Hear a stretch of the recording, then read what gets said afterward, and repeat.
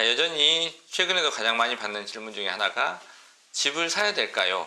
입니다. 또는 최근에 분양한 아파트들을 분양을 받았는데 계약을 해야 될까 말아야 될까에 대한 고민들이 많으신 것 같습니다. 결론부터 말하자면 지금은 집을 사지 않는 게 좋습니다.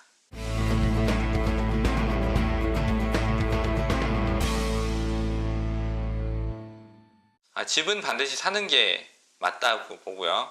왜냐하면 나중에 주택연금들을 활용한 노후자금을 충당하는 데 있어서도 필수적인 요소이기 때문에 주택은 마련하는 게 맞습니다. 그러나 지금은 아닙니다. 자, 최근에 로또 아파트 이야기가 나왔습니다. 분양만 받게 되면 5억 정도의 차익을 보게 된다라고 신문 기사들도 나오고 했었는데 실질적으로 따져보면 거의 이익이 없다라는 기사들이 최근에 또 나오고 있습니다. 자, 왜냐하면 기사를 쓰거나 분양업체에서 광고를 할 때는 주변에 가장 시세가 높은 아파트들을 기준으로 해서 이야기를 하겠죠. 문제는 현재 부동산 시장의 상황과 또 정부의 부동산 관련된 정책들이 부동산 가격에, 부동산 시장에 큰 영향을 미친다라는 것들입니다. 자, 대외적인 여건을 한번 보겠습니다. 미국이 금리 인상을 본격적으로 좀 시작을 해서 3월에 인상을 한번 했고요. 6월에 추가적으로 인상을 했습니다. 그리고 올해 한 번에서 두 번 정도의 추가 인상을 할 계획이고요. 2020년까지 기준금리를 3%에서 3.5%포인트까지 인상을 하겠다라고 이미 공언을 한 상태입니다. 그러면 앞으로 계속 금리 인상은 지속이 될 걸로 보이고요. 그렇다면 우리도 금리 인상을 단행을 해야 될 수밖에 없는 상황입니다. 한국은행의 고민이 좀 깊어지고 있는데요. 8월이냐 10월이냐에 대한 시기 문제만 남은 상황이라고 좀 보여지고요. 미국이 금리를 계속 인상하는 상황에서 우리는 동결로 가게 되면 이미 금리가 역전되어 있는 상황에서 금리의 격차가 좀 커지게 됩니다. 그러면 자본 유출로 인한 시장이 조정이 좀 예상이 되고요. 금리 인상에 따른 시중금리, 즉 대출금리도 인상이 되겠죠. 높은 이자 부담을 하면서 주택 구입에 나서는 것들이 부담으로 작용할 수밖에 없겠고요. 부동산 시장에는 당연히 사자보다는 팔자에 대한 비중이 높아질 가능성이 높습니다. 자, 또 하나는 파리 부동산 대책이죠.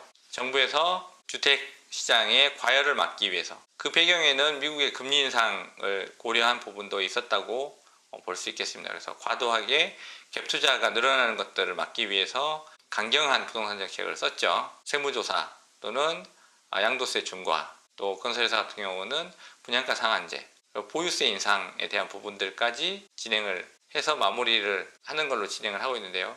정책들이 전부 다 규제 일변도이고요. 또 이런 정책들이 현재 시장에서 효과를 나타내고 있습니다. 매매도 많이 줄어들었고요. 거의 지금 매매가 없는 상황이고, 또 반대로 매매가 없으면 전세가라도 유지가 되거나 해야 되는데 강남의 전세가도 좀 떨어지고 있는 상황입니다. 이런 상황에서 서울 경기권을 중심으로 해서 공급량까지 늘어나고 있기 때문에 주택가격은 빠질 수밖에 없는 그런 상황이라고 하는 거죠.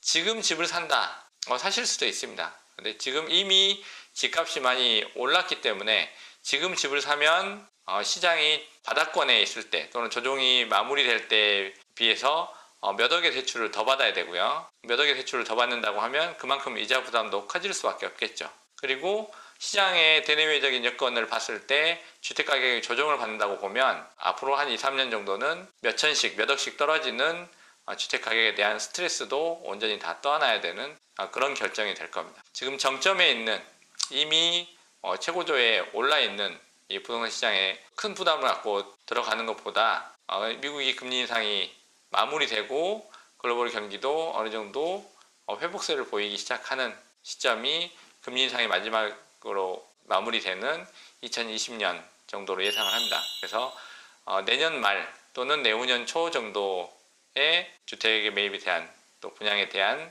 그런 시도나 고민들을 해보시는 것들이 좋을 거고요.